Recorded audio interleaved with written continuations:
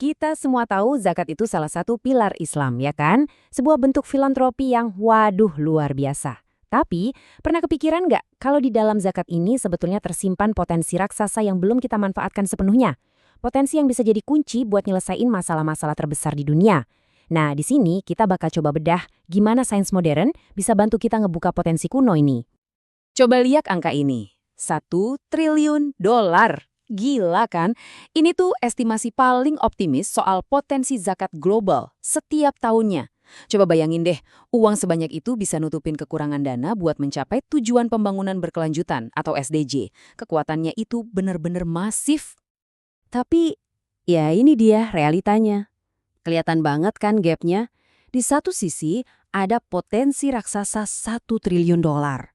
Tapi di sisi lain, yang berhasil dikumpulkan lewat jalur formal, jauh banget di bawahnya, cuma sebagian kecil aja. Jadi ada jurang yang menganga lebar antara potensi dan kenyataan. Nah, ini nih yang jadi pertanyaan utamanya. Pertanyaan bernilai 1 triliun dolar. Kenapa bisa ada gap sebesar ini? Dan ternyata jawabannya itu lebih dari sekedar soal angka-angka. Oke, jadi akarnya tuh ada di sini. Ada 3 tantangan utama. Pertama, soal literasi. Masih banyak banget yang suka ketukar antara zakat fitrah yang kita bayar pas Ramadan itu sama zakat mal, kewajiban dari total kekayaan kita yang nilainya jauh lebih besar. Kedua, krisis kepercayaan. Banyak yang ragu sama lembaga-lembaga formal. Dan ketiga, ya akhirnya banyak yang milih ngasih langsung aja secara informal ke orang yang mereka kenal.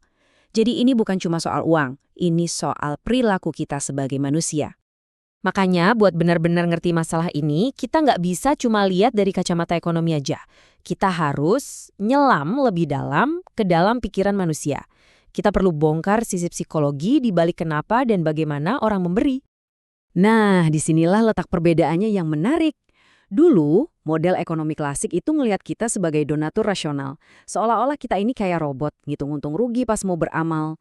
Tapi realitanya kan nggak gitu. Apalagi dalam konteks agama, kita ini lebih kayak pemberi manusiawi. Kita digerakin sama emosi, iman, dan ya motivasi yang jauh lebih dalam dari sekedar logika. Kutipan ini tuh pas banget nggambarinnya. Ada dimensi spiritual yang khas banget dalam filantropi Islam yang nggak bisa dijelasin cuma pakai hitung-hitungan insentif ekonomi. Karena pada dasarnya ini adalah soal ibadah. Dan ini dia, ada temuan yang mengejutkan banget. Biasanya kan kita mikir, kalau donasi dipublikasiin, orang jadi makin semangat nyumbang kan? Tapi sebuah studi di Maroko nemuin hal yang sebaliknya buat orang-orang yang religius. Justru pas nilai-nilai Islam kayak ikhlas itu ditekankan, donasi yang sifatnya anonim malah naik. Ini benar-benar ngejungkir balikin semua asumsi kita soal motivasi beramal. Oke, terus gimana caranya kita ngegabungin pemahaman psikologis ini sama kebutuhan praktis buat nutup gap zakat tadi? Nah, jawabannya ada di sebuah konsep yang inovatif banget. Inilah dia, neurozakat. Coba dengerin deh, ini adalah sebuah kerangka kerja yang nyatuin dua dunia. Kearifan kuno dari prinsip Islam digabung sama penemuan paling canggih dari ilmu perilaku dan neuroscience. Dan kuncinya ada di teknologi digital yang jadi jembatannya. Kerangka ini dibangun di atas 3 pilar yang kuat banget. Pertama, ada ekonomi perilaku. Ini yang bantu kita ngerti kenapa kita ngambil keputusan-keputusan tertentu. Kedua, neuroscience kognitif. Ini yang ngasih lihat gimana otak kita ngerespons pas kita lagi memberi. Dan yang paling penting, pilar ketiga, prinsip-prinsip Islam atau fiqh. Ini yang jadi pagar etis dan spiritualnya. Mastiin semua strategi yang kita pakai itu bener jalurnya. Nah, ini dia dasar ilmiahnya. Dan ini menarik banget. Ternyata, memberi itu emang bikin kita senang. Sains nunjukin kalau tindakan altruis itu ngeaktifin bagian otak yang sama, kayak pas kita ngerasain kesenangan pribadi. Perasaan ini disebut warm glow. Dan ini bukan berarti niat kita jadi nggak murni loh. Justru ini bisa dilihat sebagai mekanisme alami, semacam fitrah yang udah ditanamkan di diri kita buat mendorong kita berbuat baik. Oke, cukup teorinya. Sekarang kita lihat prakteknya. Gimana sih bentuk dorongan etis atau ethical nudges ini di platform digital? Kayak apa wujudnya? Ini bukan gamifikasi yang tujuannya pamer ya, fokusnya itu ke motivasi internal. Coba bayangin, ada progress bar buat ngelacak target zakat pribadi kita yang cuma kita sendiri yang bisa lihat. Atau dapat lencana digital pas kita rutin bayar zakat sebagai pengingat buat diri sendiri. Bahkan, papan peringkatnya pun bisa dibuat anonim. Jadi yang ditonjolin itu semangat kebersamaannya, bukan siapa yang paling jago.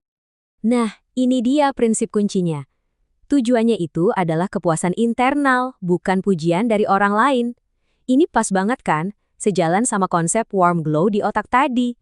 Dan pastinya, sejalan sama konsep ikhlas dalam Islam. Ada lagi nih contoh dorongan etis lainnya, namanya bukti sosial atau social proof. Jadi bukannya nulis, si Fulan nyumbang sekian, platformnya justru nampilin pesan kolektif. Misalnya, lebih dari 1.000 keluarga sudah terbantu oleh komunitas ini. Fokusnya ke dampak bersama. Jadi, sekali lagi, tujuannya bukan buat nyorot satu orang, tapi buat nunjukin kekuatan kita kalau bareng-bareng.